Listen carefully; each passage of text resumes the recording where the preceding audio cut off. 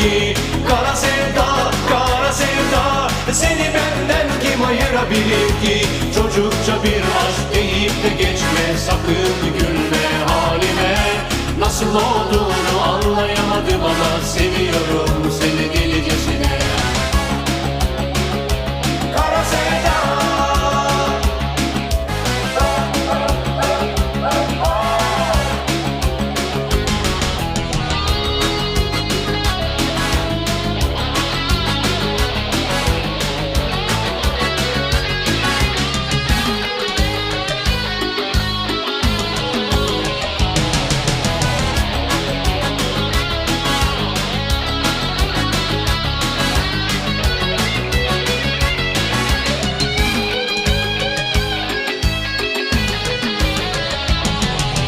Kara sevda, kara sevda dedikleri daha ne olabilir ki?